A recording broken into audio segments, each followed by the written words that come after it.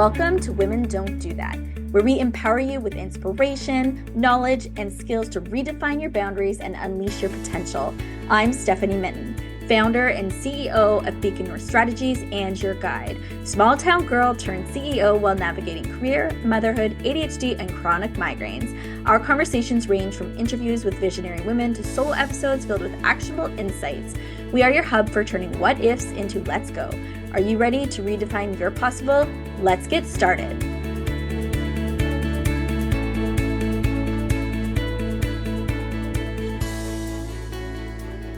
Amy Creyer Percifield is an American-Canadian creator, advertising specialist who works in the creator economy.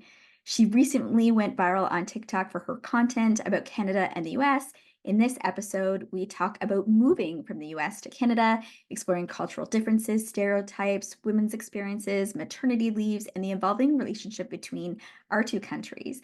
At a time when Canada-US relationships are strained, this is an important conversation about what we can learn from each other and how to find common ground with our neighbors. Welcome, Amy. Hi, it's great to be here. I'm so excited to have you here today. And one of the things I've been wanting to talk about, and actually the idea came from seeing some of your TikToks, was about Canada and the United States. Obviously, things are dynamic right now between those two countries, and you're an American living in Canada, and you've been making content about that. And so many of our listeners are American and Canadian. And so I thought it would be great to learn from each other, spend some time talking about that, and hear about your lived experience here. Sure. So I moved to Canada in December of 2019. I had requested an international job transfer from the global ad agency that I was working at, and they found a position for me in Toronto, Canada. So moved here at the end of 2019. My desire to get out of the United States was motivated by a number of personal factors, a sense of adventure, wanting to move abroad and work abroad before, you get too old because anybody who's interested in moving abroad, 40 is kind of a cutoff age where it becomes harder. Companies want you to be in the workforce for a long amount of time. So it's easier to move abroad before you turn 40. Mm. Um, and so I have spent 5 years working and living in Canada. And when Donald Trump was reelected, I knew that there was going to be a lot of interest from Americans in moving to Canada because that happens anytime somebody's candidate doesn't get elected. It happens with Republicans and it happens with Democrats. People get very upset and they want to leave the country. And so I thought, okay, let me just put a word of warning out there to other Americans that, Canada isn't their crash house. It's a different culture. It's a different country. It has its own identity, its own ecosystem of politics and celebrities, and like this is obvious to Canadians, right? Because they're like, yeah, of course we're our own country, but because the United States is so dominant in terms of pop culture and media, it's easy to think that the northern neighbors are just our bundled up cold weather friends to the north who like hockey, and Americans don't realize just how substantially different the work culture in Canada is, the personal culture, like how to make friends in Canada, how the government interacts with the people is very different, and Americans don't realize that when they get here, and then a lot of them struggle. And I've heard uh, just anecdotally a lot of stories from Canadians. Oh yeah, I had an American boss or director who was transferred here, who was supposed to, do XYZ changes in Canada, only lasted a year, only lasted 18 months before they went back to New York or Chicago, because the cultural differences are so big and they're not expecting to have to adapt to a new culture and a new workplace. And the way that Americans interact with each other is very different from how Canadians interact with each other. So I started making TikToks just to share my own experiences with that, so that any Americans who are looking at moving to Canada or really anywhere in the world understand that you can't just move to a new country and assume it's going to be just like the United States. Because to be fair, I kind of did. I didn't have that added context. I obviously knew Canada was a different country, but I didn't have any visibility into how different the culture really is. Yeah, it is very interesting. To dive into more about who you are, what motivates you to live your best life? Well, that's a great question. Well, you only get one life. So I want to be, there's a famous Hunter S. Thompson quote that's like, I want to skid into my coffin, having lived the most adventurous life rather than living this like carefully plotted life with no adventure. And it's like, what do you have to talk about on your deathbed? I've always been a storyteller and somebody who wants to challenge their sense of comfort. It's why I've traveled to over 30 countries, including places like Saudi Arabia that, a lot of Americans are very intimidated to go to, Canadians as well, because I want to see more of the world and I want to experience more of the world. And I think I'm lucky in that my parents, especially my mother, is a very adventurous person and made sure to take us on, international trips when I was younger and really expose me to the rest of the world. So I live my life with the mentality that like your best life is not one that's lived in the comfort zone. You've got to challenge yourself to grow. And a lot of times growth is uncomfortable while practicing self-care. And so that's like Mm, the balance that you have to walk is like how far is sane to push yourself? And then how do you make sure that you're also practicing self-care and not overextending yourself? Because I've definitely overextended myself a number of times in my career as an influencer in the 2010s. Um, because when you're really passionate and you're creative and you just want to make things and put them out in the world, it's easy to neglect yourself. And so mhm, as I've gotten older, I've realized the importance of, you know, slowing that down allows you to grow even more, actually. So I would say that's how I live my best life. I have found that too. I actually turned 40 this past year and did a lot of reflection on that. There's blogs about it and podcast episodes, and it really does make you think about things. And that balance is something that I think definitely comes to mind for sure. When we talk about, what does life look like for you right now? You talked about living in Toronto. Do you work from home? Like, what does it look like for you? Yeah, so I am a freelancer right now. I live with my husband in a house near Kensington Market, which is my favorite area of Toronto. I used to live on Queen Street near Queen and Spadina, and I loved that area. But we just, as we are expanding our family, I'm 5 months pregnant. We wanted to live. Congratulations. Thank you so much. We wanted to live in a house that had, like a in-unit washer dryer and was within walking distance of, Kensington Market has, I think, some of the best food in the city, like whether it's Sanigan's Meat Locker or, Kensington Fruit Market, Essence of Life. Like I wanted to be able to just easily walk and get fresh organic food in Mm, a locally owned environment and not have to shop at like the big box stores. And so I founded an agency last year, but it's been great, like freelancing. I've been focusing on honestly a lot of self-care. I'm a creative director in advertising, and I had a lot of miscarriages when I was working full mm, time.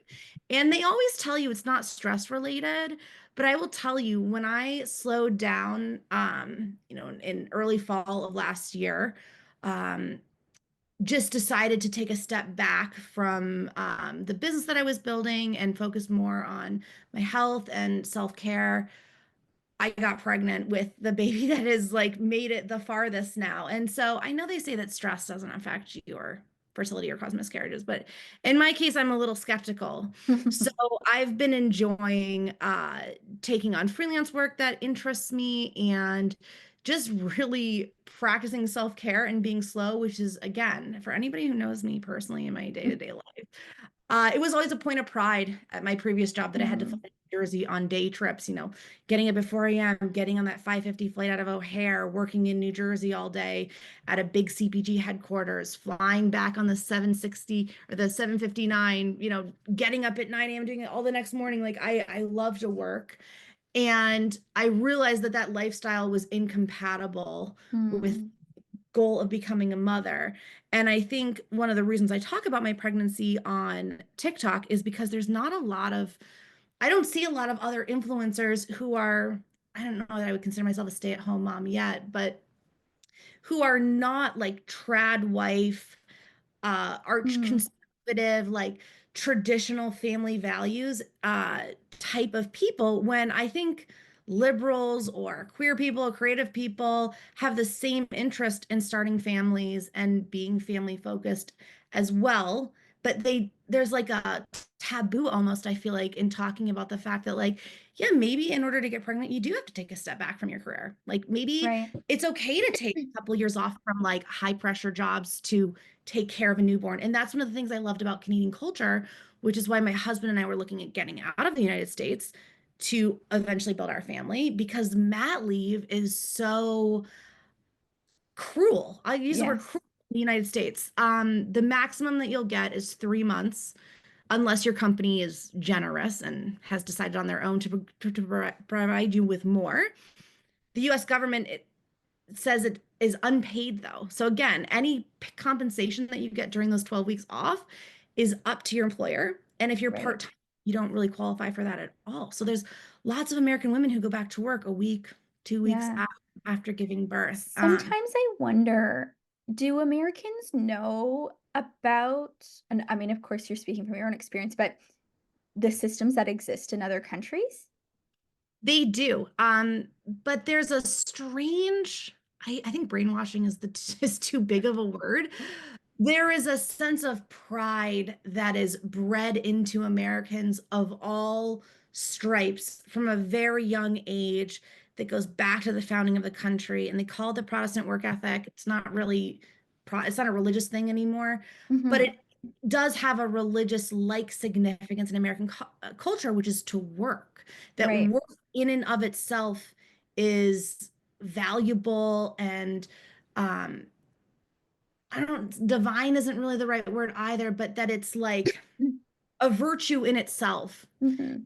And so the kind of perception I think for a lot of Americans, and this, this is obviously broad stereotype, but culturally, when you look at how American pop culture, when you see it in shows or movies that talks about European or Canadian or, anywhere else in the world, really, extended mat leaves, it's always like this fantasy that could never happen in the US. Like wouldn't it be Right. great if we could have something like that? Yeah. Like so far out of reach that even Democrats have not Right. put any real effort into it when they controlled the House, the Senate, the Right. presidency, and the Supreme Court. Like, Yeah, it's so ingrained in your culture. And yeah, I think that's a good point, Amy, because in Canada, you can take between most people take between 12 and 18 months. Sometimes people take less or they split it with their partner.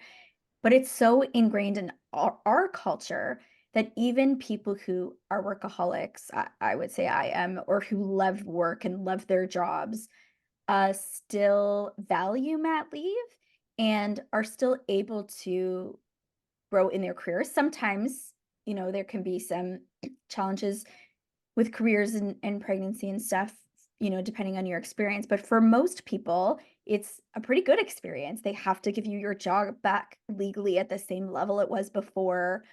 The government tops up a certain amount, and then your employer can top up a certain amount if they want. Lots do, and so it is like culturally very different with how that's accepted. yeah, absolutely. And I would say that it goes to one of the things that I love about Canadian culture and has helped me really fall in love with living in Canada, which is that so much of how a society runs is based on norms.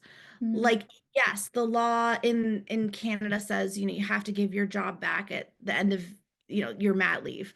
But you yeah. see similar rules in the US, not with mat leave specifically, but with FMLA. People take leave off for an injury or take care of an injured spouse or a sick parent, and they come back and then they're laid off a couple months later. Mm, So there's been destruction of the social contract between institutions and the people in the US that has led to, I think, the anger that ultimately has gotten Donald Trump reelected.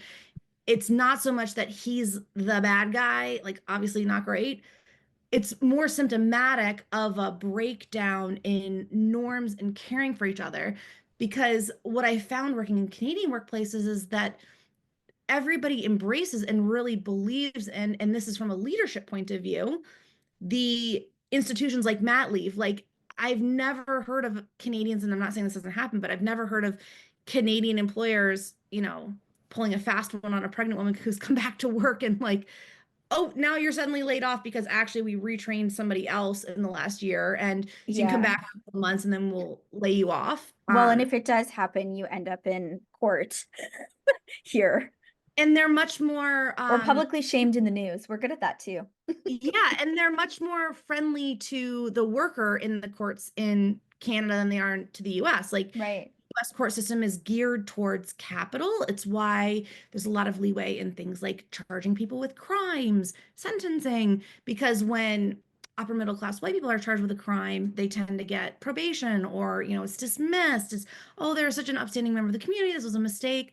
When you see people of color or poor people, they get the books thrown at them in a way Mm, that, like, I find that Canadian culture is very egalitarian. And again, I'm not saying that this doesn't happen in Canada, right. but you see a lot more, like, if we're going to be lax, we're lax with everybody.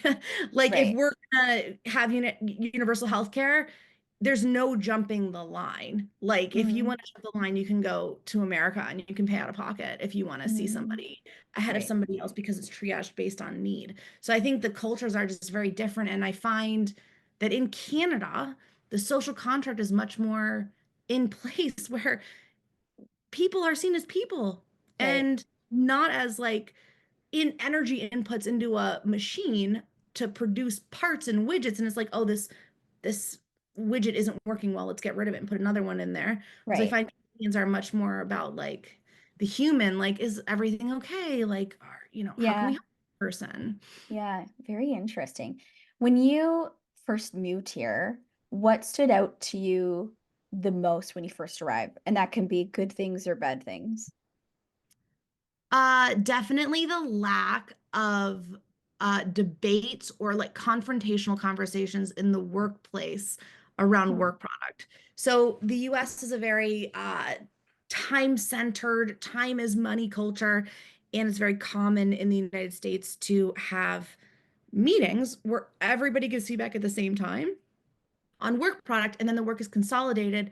The person who led the work, whether an advertising's creative director or the team that made the work, is expected to defend it and have like a lively debate that kind of like pressure tested on all angles. And nobody explains to you when you're American, you move to Canada, that like that is grossly inappropriate in a Canadian workplace, Right. because they see it as picking apart the work or personally attacking somebody's work product. Whereas in the United States, you almost have such thick scar tissue from that's just how the culture is. Like, your work is critiqued from a very young age and you're used to debates and having to defend your opinion. Like, it's a culture that's very comfortable with debate and disagreement and conflict. And Hmm. Canada is extremely conflict avoidant. I have seen projects fail on a number of occasions because somebody didn't want to speak up or point out mistakes because it was just too uncomfortable, or there was a power imbalance where they didn't want to critique somebody above them's work. Right. And my team, I had to be like, please tell me if there's mistakes in my work. Please, like, pull me aside. So what I learned is in Canada, all of that has to be done one-on-one. So in Right. Canada, it's very time intensive to actually get work done because you have one-on-one meetings with every stakeholder on the project. And then the meeting is almost like what in America we call kabuki theater, where it's like, this is what everybody's contributed to. Isn't it great? Any Right. last minute ads, any compliments you want to give it, because Right. everyone's vetted it. This is the big reveal so everyone can see what they've all worked on together. Versus in the US, those same meetings are everything's condensed into 1 hour instead of the 8 hours where you had to like meet with all the different people. And nobody explains that to you when you're American. So I felt like a bull in a china shop in many situations for years because you're just trained and bred to be opinionated and to speak up and to be comfortable with disagreement, and that's just how the work gets done. I was Right. also in an awkward position because my boss's bosses, or the people that I ultimately had the say over the work, were Americans back in the US, who also sometimes didn't have the cultural nuances that I was learning around, like, well, why is this taking so long? Right. Like, why don't you just get it done? That's really interesting. I actually didn't know that. So you just taught me something as well. Okay. It's very interesting because in some ways it seems like a little thing, but it's not. Like that is a big difference, especially in a Fundamentally different on how you get yes. work in Canada versus how you get work done in the United States. Yeah. Yeah. And I would also say that when Canadian politicians look at the output and productivity levels in the US, they are jealous of them. So so there's like maybe there's some sweet spot somewhere in the middle. When you first moved here, I guess, were there any US or Canadian stereotypes that you maybe thought were myths but turned out to be true? Definitely the sorry, like Canadian saying sorry for everything. Right. I definitely bumped into somebody on the street or just like, outdoors and had them say sorry to me when I was clearly the wrongdoer at that. I think the propensity to apologize, even in situations where an apology is not warranted from Yes. an American point of view, but just as a way, again, to like remove any sense of conflict and Mhm. to like create a sense of harmony. Um, it's just so different than the United States where it's like, well, I didn't do anything wrong, so why would I say I'm sorry? Yes. Like I it just it's very different. Right. Oh, that's really interesting. Have you traveled much within Canada? I've been to Calgary, Vancouver, Montreal. Like my husband went to McGill, and many of his friends still live in Montreal. So I've definitely traveled throughout Canada. I haven't spent extensive time outside of Toronto, but yeah, I've gotten to see the country more. I Yeah, hope. because yeah, you'll definitely have to go out east.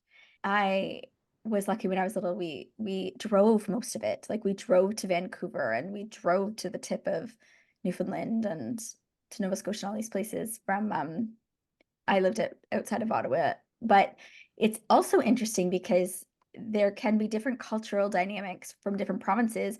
I mean, similar to the US, it's just such a big country that it can be very, very different depending on what parts of the country you go to. But having said that, things like sorry kind of exist everywhere. Yeah, well, it's good. You have to visit some of those other parts. Yeah, I've been to Nova Scotia twice when I was little. My parents loved it. Yeah. Now, but they honeymooned to Cape Cod, and when I was younger, we went to Nova Scotia at least twice. They love the cold Maritimes. They love Nova Scotia. The thing that noticed about Nova Scotia that I think a lot of tourists notice is if you stand on the side of the street as if you're going to pass, the cars stop.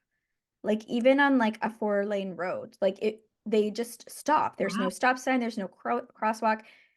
That doesn't happen in Ottawa. It doesn't happen in Toronto or any of those places, but it does happen out east. And it is so weird because sometimes you're like, no, I'm not actually crossing. I'm just standing here. Like it's very weird, but they Sounds really magical. prioritize the pedestrians to an extreme.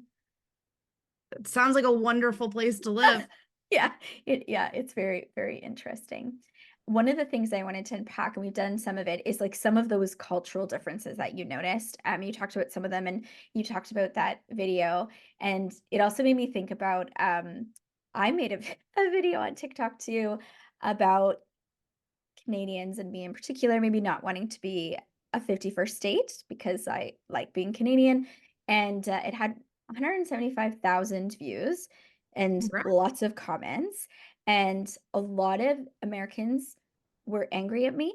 But also there were a lot of not miscommunications, but comments from Americans about the Canadian economy or different things that actually just aren't true about our country or our education system, which is actually one of the best in the world. So it was really interesting to me. So can you talk from your perspective about some of those other cultural differences that you've noticed? Sure. Well, I think Canada is actually the most educated country in the world. Like if you look at education levels and secondary degrees and that, Yeah. Canada is the most educated country in the world. Yeah. Extremely intelligent, well trained. People go to training programs to be bakers. They go to training programs to be mechanics. Like what I find amazing about Canada is that it puts so much energy and effort into training and educating people, whether it's like more from a liberal arts perspective of making sure we want to have critical thinkers in our economy and in our culture because it makes for a better society, or just like the nuts and bolts of like you need to know how to bake to be a baker.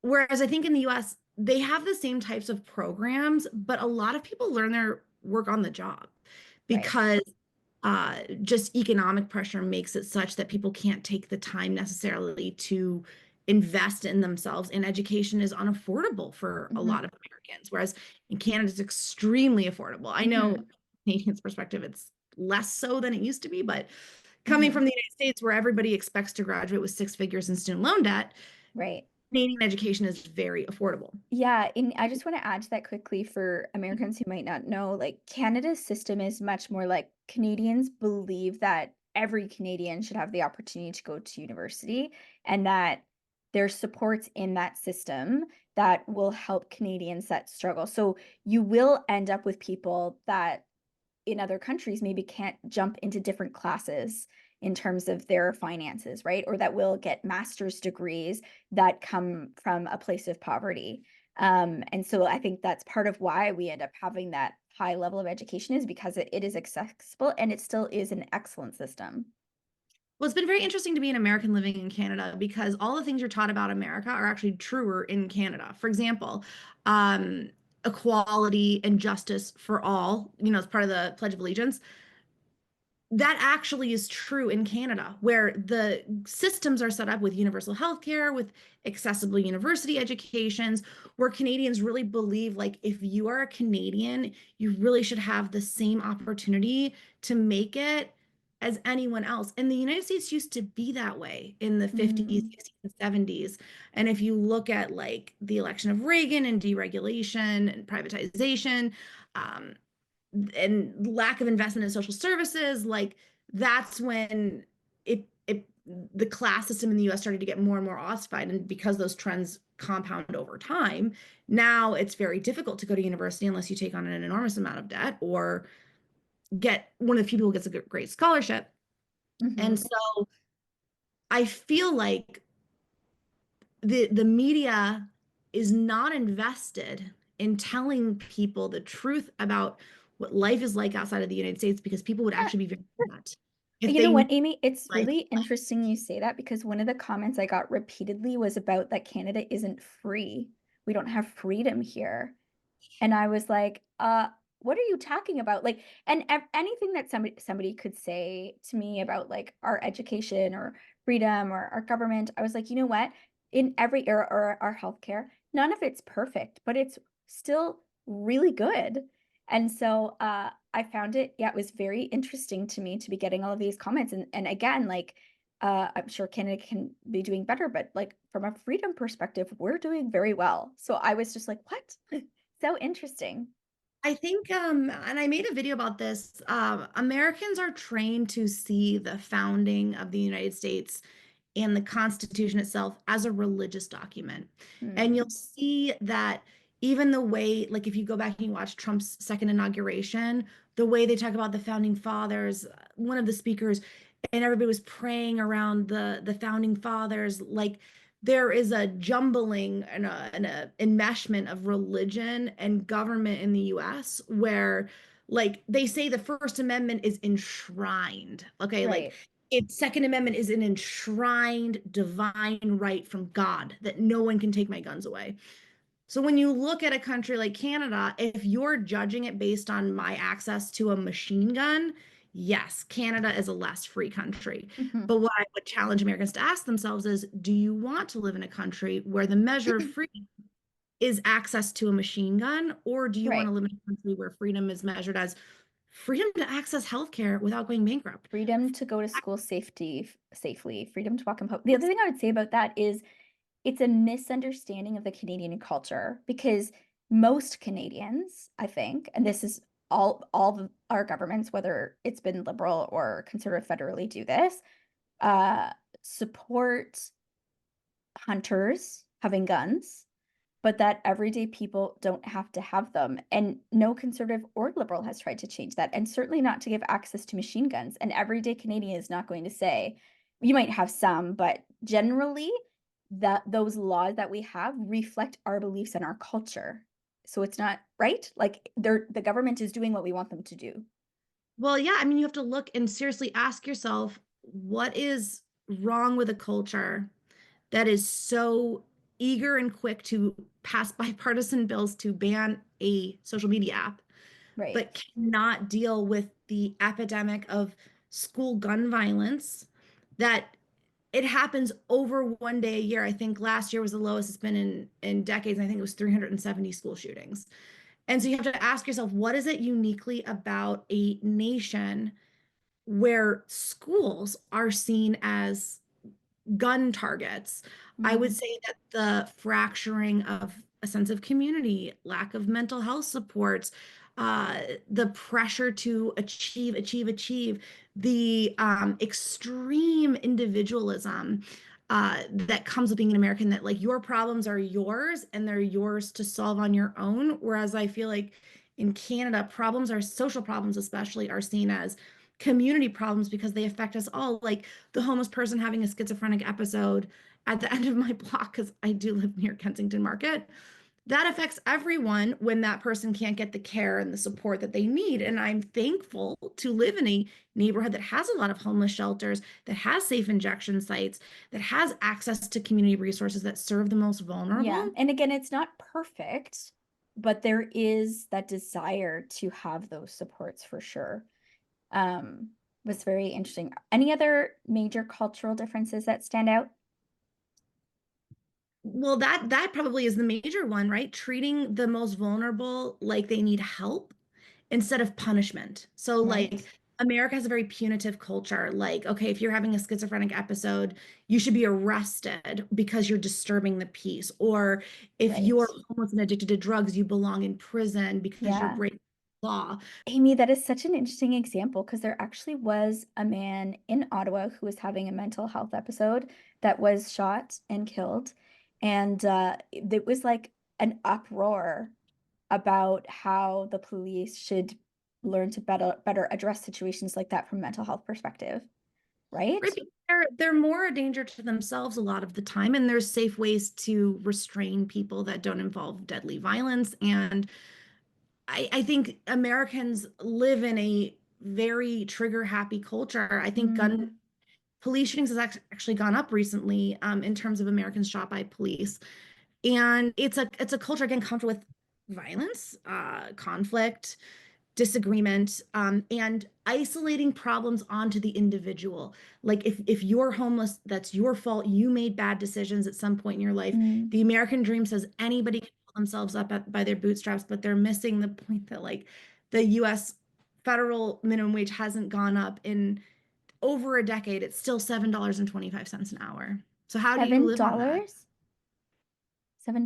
$7.25 an hour is the federal minimum wage in the United States. Oh And my for gosh. servers, it's $2 I forget. Do you know an what it hour. is in Ontario where we live?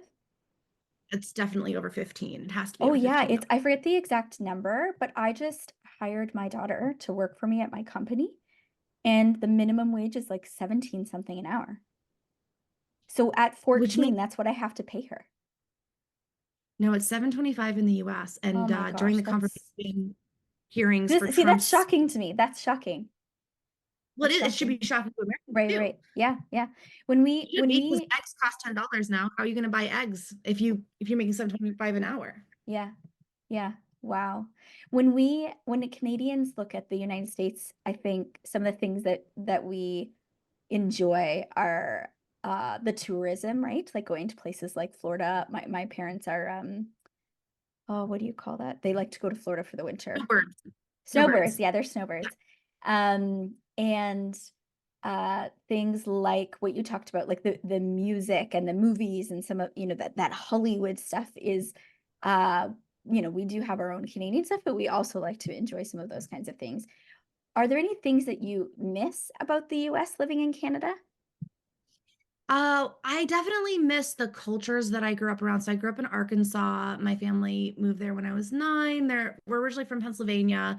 All of my extended family pretty much lives in Pennsylvania. And my family just wanted like a different lifestyle to be adventurous. My dad had always dreamed of owning a cattle ranch. My mom too loved the idea of being rural. And so I grew up in the South, and there's elements of Southern culture that I really miss, especially the food. Like Huh, true Southern barbecue. I would say barbecue is a method of preparing the meat. It's not a sauce flavor. Like there's right. many different sauce flavors for barbecue sauce, and every person who makes barbecue has their own sauce flavors they make at home. Oh, And I miss Mexican culture because growing up in Northwest Arkansas, there's a very large Mexican population who had immigrated there during the 90s to work, not just on farms, but mostly for Tyson in the chicken farms and chicken plants. And it's this vibrant, beautiful culture. And it's just so different than, Canadian culture. I missed it in Chicago as well. There is a large Mexican population there. And there is a lot of Southern soul food right. in Chicago. But in Toronto, it's like very hard to find Right. authentic. You Uh, you I guess maybe it would be really curious to hear your husband's perspective actually from the Quebec culture and living in Quebec, living in Ottawa. It's very bilingual, and I live in kind of a more French part of the city. And most people are in French immersion here. Not everybody, but a lot of people speak French, at least, minimally, because we have bilingualism. So we have two national languages. And just given where I live, it's so much of life, right? So I can appreciate you missing some of that Mexican culture and stuff that you kind of get Yeah, used and I to from spoke where you live. Spanish. I used to be Yeah. fluent in Spanish, and that's all gone now. I mean, Yeah. Can you understand a lot of French words just because some of the language is I've similar? tried to take French. I can muddle my way through written French. Spoken French is very hard for me because so many of Yes. the letters are missing. Like the great thing about Spanish is like almost every letter is pronounced. I can Right. read it somewhat. But my husband actually was put in French immersion camps as a child in Chicago Ah, because his parents are really into wine, and so they would travel to France every year and tour the different areas of France to basically do wine tourism. So he is not fluent or anything, but he can understand enough French to get by. right. Very interesting. Do you think there's something that Canada could do better? Like when you look at us, is there something you think, oh, like they would really benefit from this from the US or something like that? Yeah, I've always said that I feel like Canada would be so much better if they could become more comfortable with disagreement or uncomfortable conversations, because I find that Canadians would rather sweep things under the rug, whether it's about their historical legacy or current social issues. And then I find when somebody's really being loud about an issue, like people will kind of just shrink and say, okay, well, we'll kind of just let this person have their way because they're like I see that a lot with provincial politics in Ontario, and I'll leave it at that. Right. People just don't want to be confrontational, and so they'll kind of complain about it behind the politician's back, but there's not really any real action that's happening. People just complain, complain, complain. And I feel like there's a way to disagree and be respectful. It doesn't have to be the American way of like shouting your opinion into a crowd. Right. You can disagree like in a respectful, thoughtful way. But I think Canadians are so trained to make sure that everyone always feels comfortable, included, welcomed, Right. that they are afraid to disagree with others, whether it's in the workplace, whether it's about social issues, whether it's about politics. So they're being Yes. very private. And I think Canada would just be a much richer society if people were more comfortable having difficult conversations with each other. It's interesting because Canadians, I don't know if this exists in other places, but there's kind of like this loose rule that's like you don't talk about, well, sex, politics, or religion, right? It's like don't because these could all be controversial. Let's not talk about these things, especially at the dinner table. So it's really interesting. The fall courses of the Beacon North Mentorship Academy are here. Join us to boost your advocacy, communication, and media skills. Whether you're new to lobbying or a seasoned advocate, we've got something for everyone. Check out the schedule and secure your spot today. Link in bio for details. Given Women Don't Do That obviously has a large part of our listenership as women, is there anything about your experience as a woman in Canada that was different or unique or stood out to you? Yeah, I would say that I have actually found sexism to be worse in Canada than in the US. Okay, tell me about that. That's Yeah, fascinating. I'm gonna try to keep it broad because I've said this on my TikToks. I don't want to like indict anybody in my personal life. Right. Uh, but I have found women to be stereotyped by Mm, men, and women stereotyping men as well. It right. goes both ways. Right. Right. Where the archetype of like the ideal Canadian man is a hockey playing, brawler, kind of like I have a friend who works at a white collar law firm on Bay Street who one of the partners was shocked he'd never been in a fist fight because it's just Wow. such a part of becoming Canadian or being a hockey player, which a lot of kids grow up doing. Yes. And I always say hockey is more violent than football. It's a safer violence if you look at like long-term injury rates for, Hmm. chronic traumatic encephalitis or whatever the brain damage is that football players get. But I would say I was surprised at, yeah, the sexism that I've seen kind of blatant, as well as some of the more blatant racism that I'm a Mm, white person. I have heard other white people say yeah. uh, in white spaces where it's like, and it's about Indigenous people too, which is like Hmm. more shocking because like I just didn't realize that there was that layer to Canada. Again, I came here kind of blind. I didn't understand like the cultural nuances to Canada. So Right. to be confronted in white spaces with like anti-Indigenous racism as well as sexism was shocking because Canada presents this image to the world of like, we're gonna welcome all the refugees We're and we're like, friendly with everybody. yeah, yeah. And so to see Yeah. the mask come off when Yes.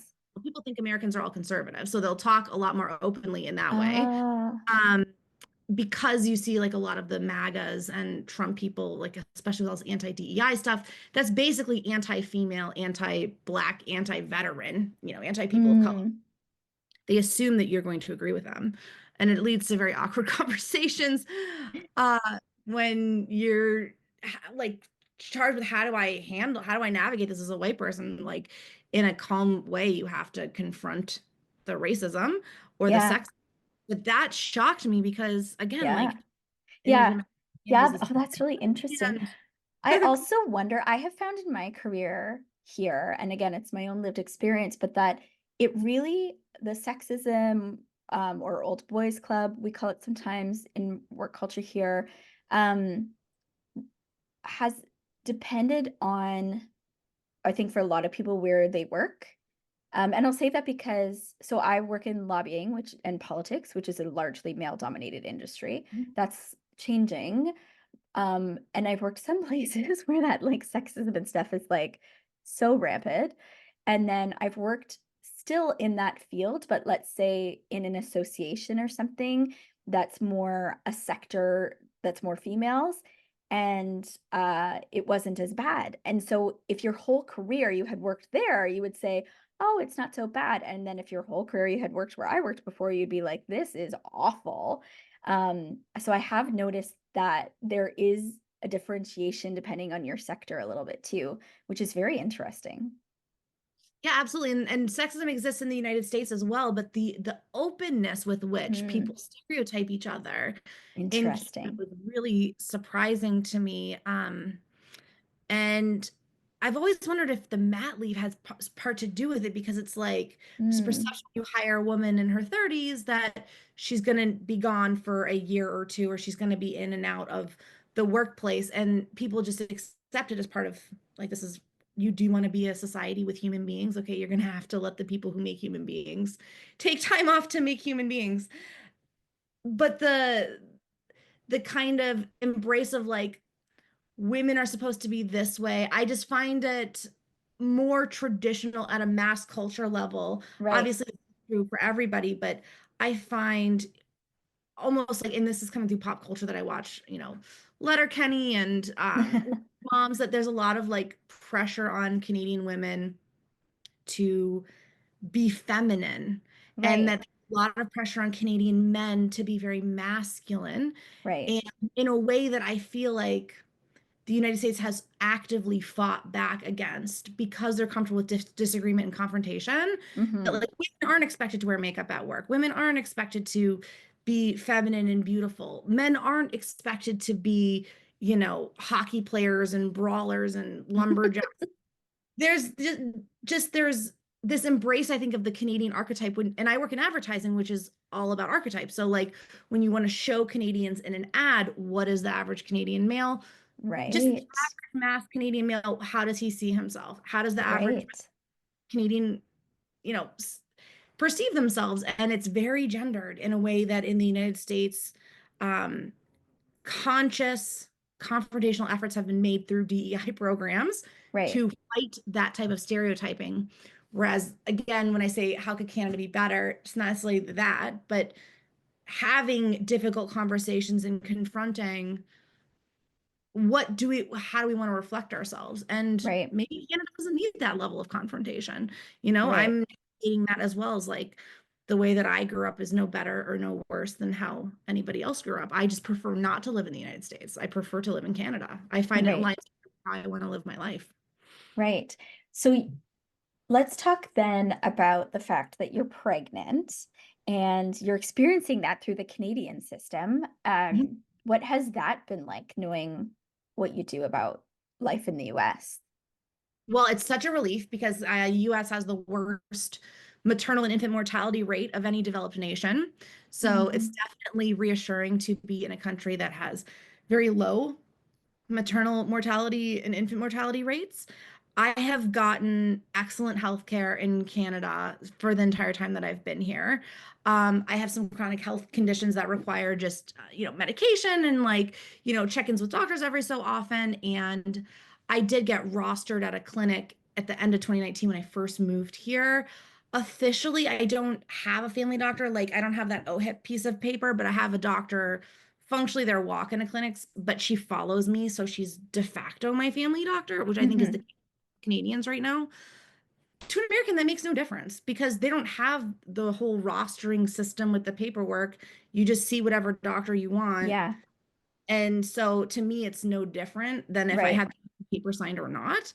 Um, when it came to getting an OBGYN, my doctor had given me the name of the doctor that she thought would be best. And so I was also seen at Mount Sinai's fertility clinic for recurrent pregnancy loss, which is unexplained, but essentially they told me it was age related because I'm 38. Um, when I finally got pregnant with this one and he made it to 10 weeks, they said, okay, we're going to put your referral in. Which OBGYN do you want? And I gave them the name that my doctor had given me. And she took me right on. And she's also at Mount Sinai. And the care I've gotten has been excellent. Mhm. And every time I walk out of the doctor's office, I feel like I'm stealing because in the US, they route you through the billing department and like the door is like on the other side of the billing department. So you have to pay on your way out. Some doctor's offices I've heard are making you pay on your way in now because people will sneak out and not pay. Right.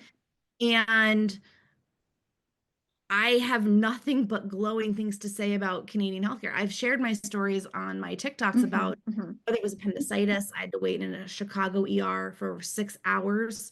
I think Um, that's a misconception that people have. Canadians will say, well, but you don't have to wait in the US. But from what I see, that's not true.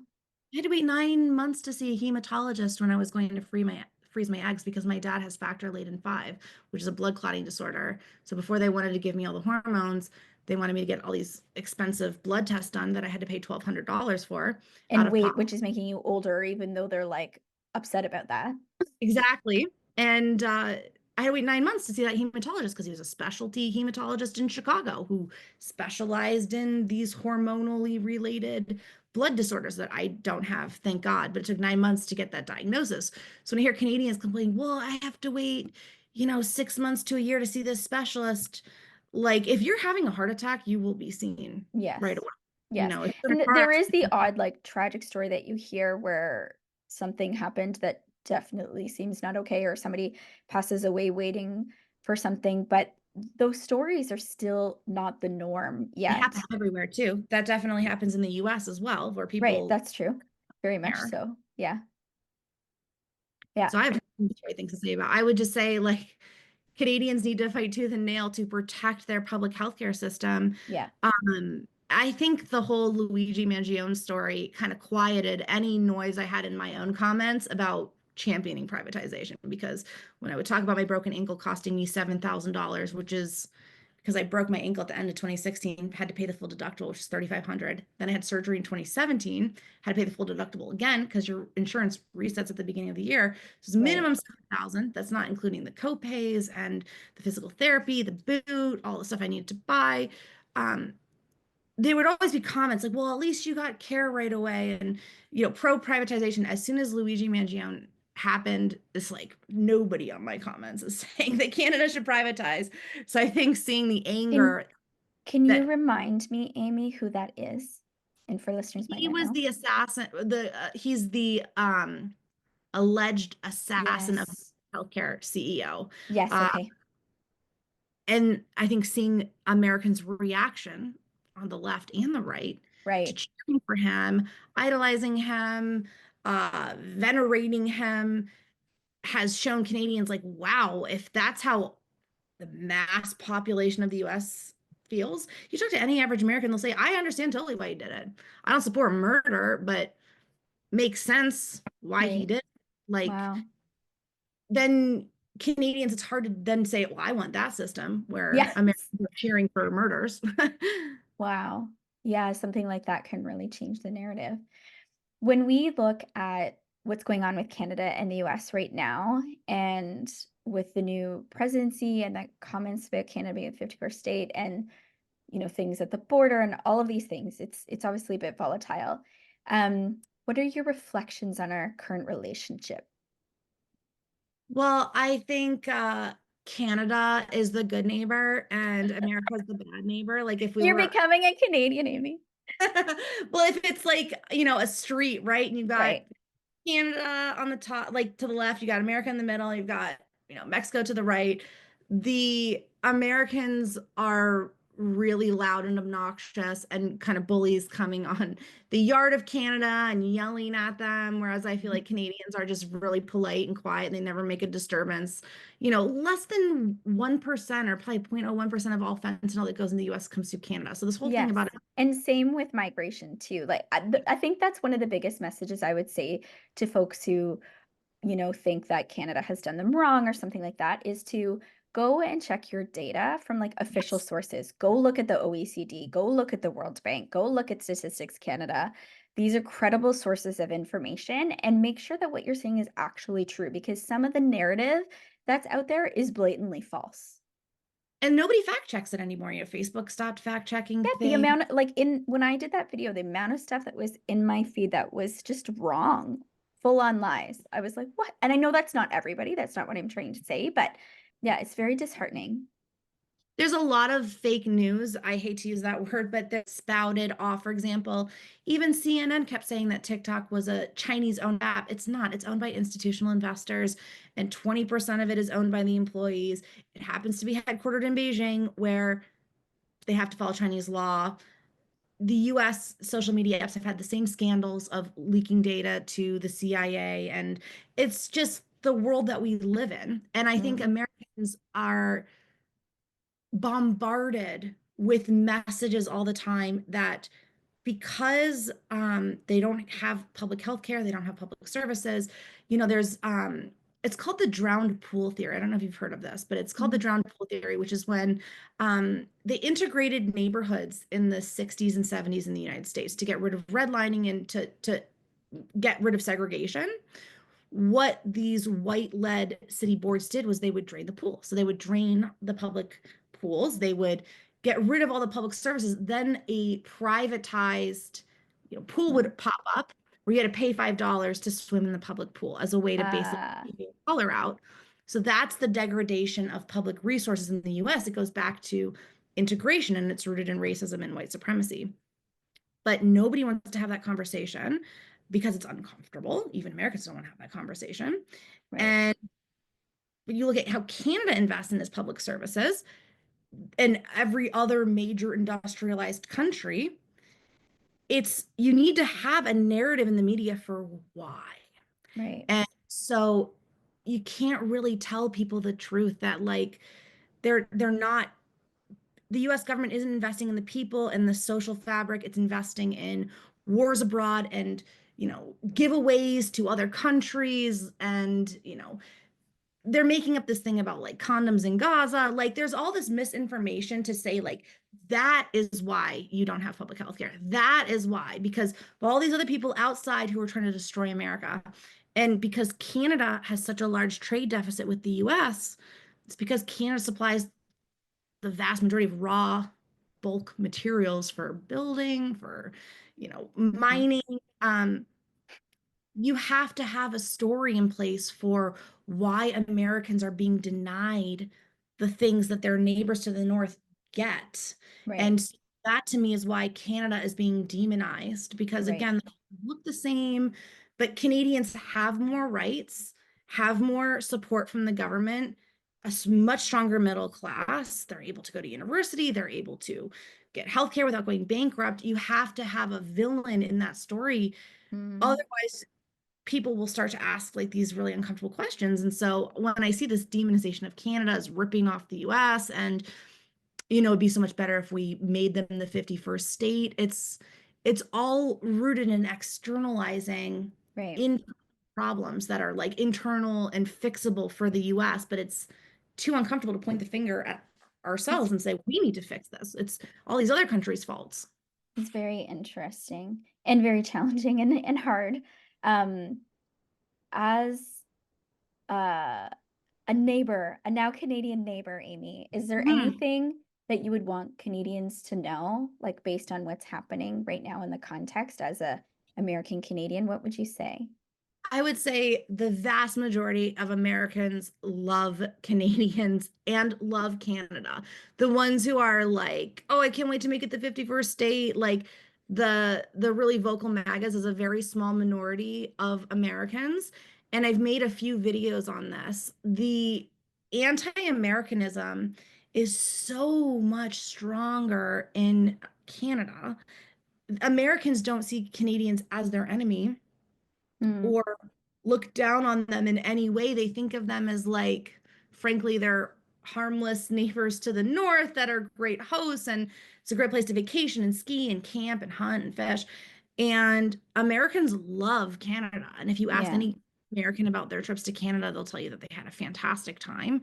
And so I Hmm. would just ask Canadians not to judge Americans Hmm. by the loud ones. Yes, because it's But then, definitely you're seeing more and more anti-Americanism here because of what's happening. And I think quite frankly, people are scared and nervous about what's happening. The most powerful country in the world is getting loud mad about you, yeah, right? it's not In a way that it normally doesn't. And so it's off-putting. yeah, and it's also very disrespectful. And Mm, I think like I asked my dad still lives in Arkansas. I talked to him this morning, actually anticipating this interview, and I was like, are people driving around with their Trump flags and honking their horn? And he's like, no, it's quite the opposite. He has gone way overboard from what I think a lot of like normal conservatives thought that he was gonna do, like mm. just deporting the violent criminals, Yeah, we're seeing a lot of videos about that online, right? Is like people being surprised at some of the policies or that he actually is doing some of them or just, yeah. I think it's it's interesting from my perspective. I'll say something to people about what we're seeing in the US or the 51st state thing, and people will say, oh, like it's just rhetoric, it's just rhetoric. But what I have to say as a Canadian who works in politics, who knows some of these people, and who knows the people who advise these people in Canada, like the Prime Minister, they are nervous. And when I see those people nervous, who normally aren't nervous, it is a big deal and it is very serious. And Canadians and Americans should both know that, I think, personally. Yeah, I would say I thought that the vibe was, I thought my dad was gonna tell me it was celebratory.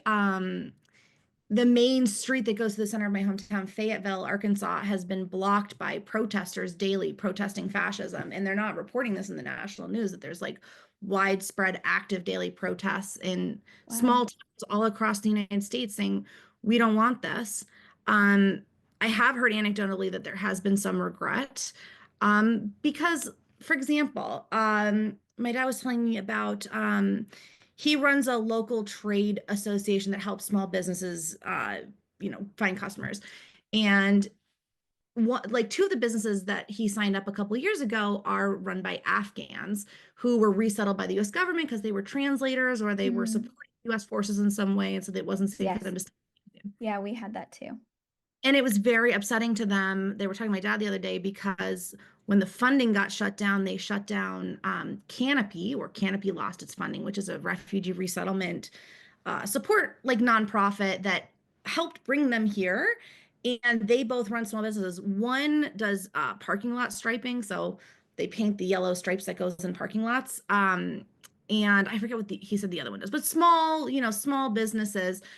And seeing how upset they are makes other people in the community upset, including conservatives who are like, well, I didn't think it would affect, like, I didn't think it was going to be this. Like, I thought it was just going to be getting rid of these like hardened violent criminals and getting rid of like blatantly unqualified people, not firing, the Coast Guard leader who was a female with 30 years of experience and was eminently qualified for that role. Right, And so people are freaking out now in the United States as well.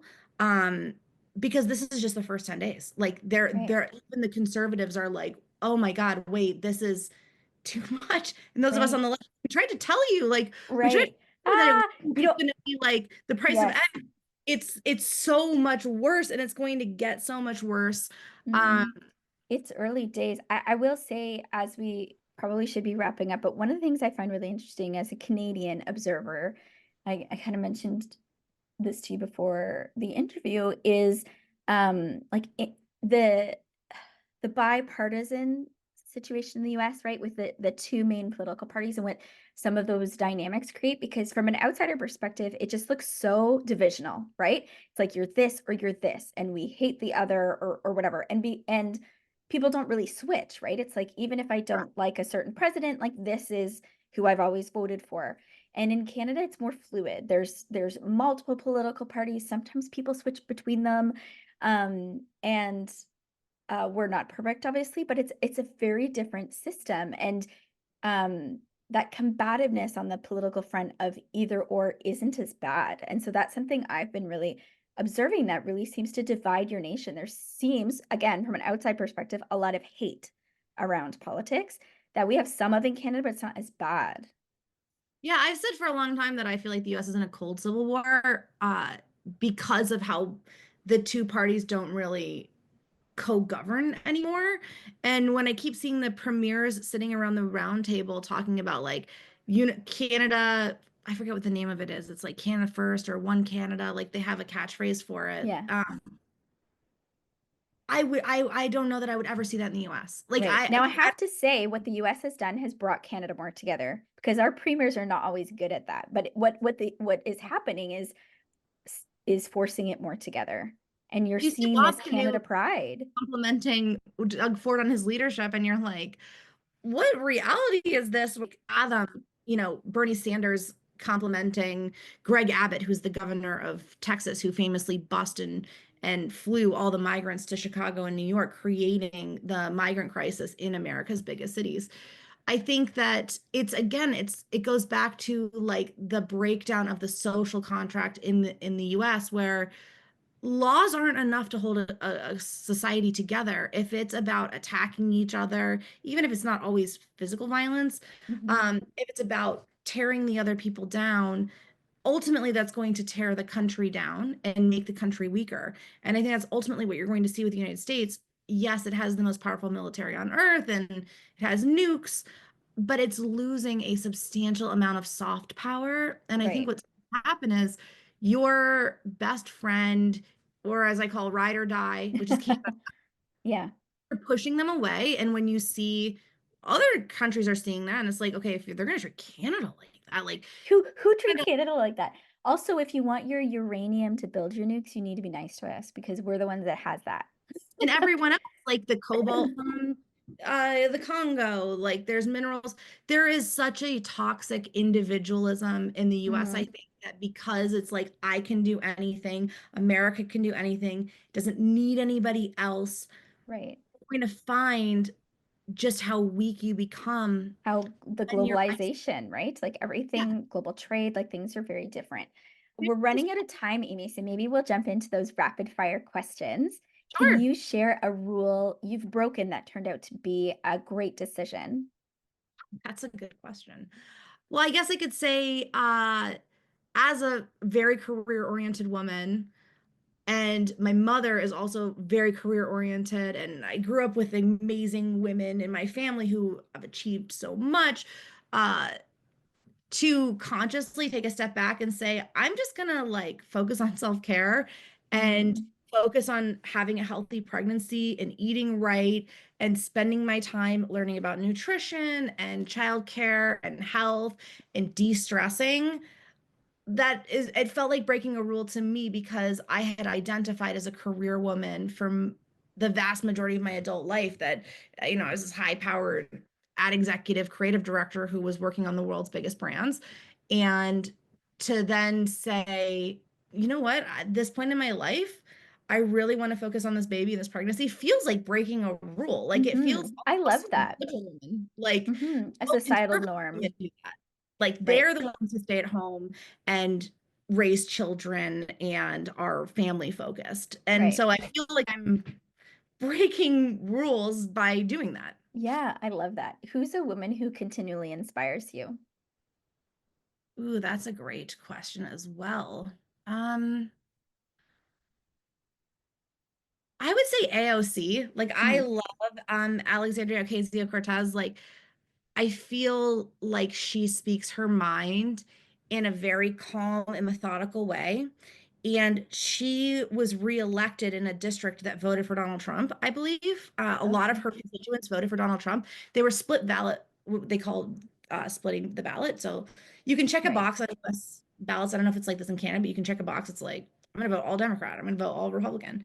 And she split the vote. So people voted for Donald Trump and AOC, which you're like, what? But if you look at it, both of them are populists who channel and hear people's anger about how broken the current US system is. Right. And I think actually I have a little doll of her. Oh, that's fun. Yeah, that my brother actually bought this for me for Christmas one year, and he's pretty conservative, so I thought it was pretty cute that Yeah. he. I have to say on the bipartisan point, before we get to the last one really quick, that something that's interesting is I've had politicians or people that work in politics from the conservatives and the liberals in Canada. And, I can get away with doing that. But I've never had on an American politician because I'm terrified of people being so angry at one side or the other. Like it feels more like like let's say I had AOC and I had someone else on. I'm like, I don't know that my listeners could handle it, and I don't need that kind of conflict. But like, it's sad that you feel like you can't do that. Yeah, I mean, I've been also very careful. I pretty much was goaded into saying, like if I could vote, I can't vote. I'm not a Canadian citizen. People told me, oh, you can vote because you have PR, you can register to vote in the Liberal Party leader election. Oh, right. I feel like as an American, it still doesn't make sense to me, like, because you Mm, vote for the president separate from the House of Representatives or the Senate, that like, well, I'm not a citizen, so I still feel uncomfortable voting. But I tried to keep politics out of it as long as I could on TikTok. But ultimately, like if you're talking about issues of daily life and you're talking about society and culture, eventually you're going to have to reveal, more of your political leanings. And I think it's really sad that in the US, things have become such echo chambers. And I mm, will say that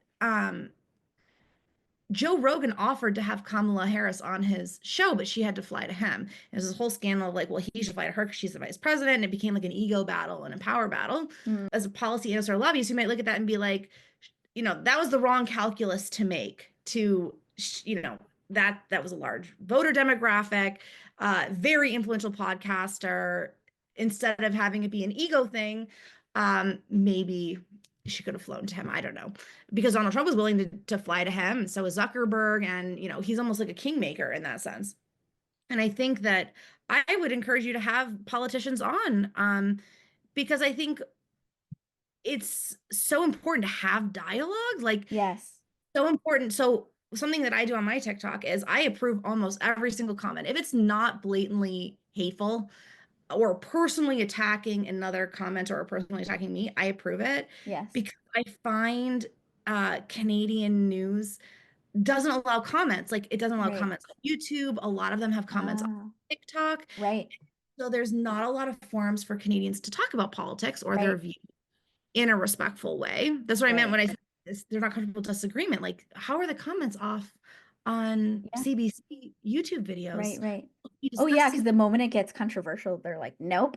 It's so funny because like working in politics and I've run for office before too, so I have a very thick skin. And when that video went viral, the amount of comments, and there was lots of negativity in them, and people would say, like, why are you leaving your comments open? I'm like, oh, I work in politics. This is nothing. It's like this Yeah, is totally fine. Like, it's not even hurting my feelings. Like, it's fine. one of But my yeah, videos, I multiple just wrote people were like, why are you leaving that open? no, I just Um, wrote a Substack article about 3 days ago, a video that I made where somebody asked me, like, is your MAGA family regretting it? And I was like, no, they're celebrating it. They're celebrating the deportations. That ended up on MAGA Talk. yeah, I saw People were that video. writing, people were writing like, yeah, let's go, like, you know, celebrating over here, promises made, promises kept. And so it ended up on like the other side of TikTok where people were using it as an excuse to like gloat or celebrate. Mm, And I find that like really a turnoff to mm. gloat about the pain being inflicted on others. And I know it's a That sounds small, very anti-Canadian. yeah, Yeah. it's a very small but vocal group of Americans who are doing this. Um, but that's all it takes to corrode a society and make people feel unsafe. So just like how Canadians are feeling nervous and unsafe, I would say that Americans are feeling the exact same way. Yeah, I've seen some videos online where people are sharing that. Yeah, that they are, and also just sorry that this is happening, to you if you're Canadians or sorry, like just, yeah, I think it comes kind of rounds up the conversation really nicely about your point of that not all Americans feel that way, and there's a lot of love for Canadians, and there's a lot of things we love about the US too, and so hopefully we can hold on to those two things. The last question I have for you is, what's one book that has significantly impacted your wisdom or perspective? Oh, that's a great question as well. When I was younger, I read a lot of Russian literature like Dostoevsky, and I feel like it really influenced how I see the world in terms of like consequences and systems that breed issues.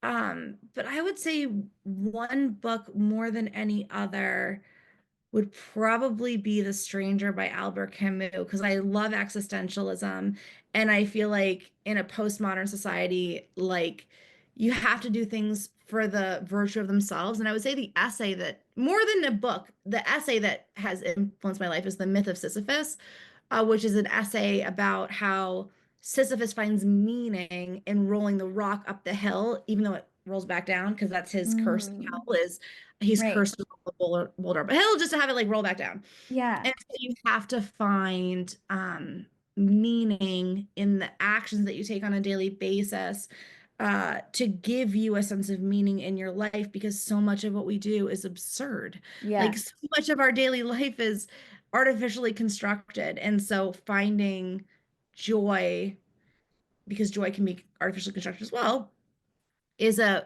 best way to live your life and it's helped me build meaning in places where I haven't been able to find it authentically because I think all meaning is coded by the person who's doing the perceiving. Interesting. Well, thank you so much for sharing that and for sharing all of your insights and thoughts. Hopefully, it will be very insightful for people and get more perspective on what it's like to live in either country and things that both sides could do better. So, thank you so much. Absolutely. Thanks for having me on. Thanks for joining us on Women Don't Do That. Don't forget to subscribe and leave a rating or review. Connect with us on Instagram at Women Don't Do That and visit our website www.womendon'tdothat.com for more details.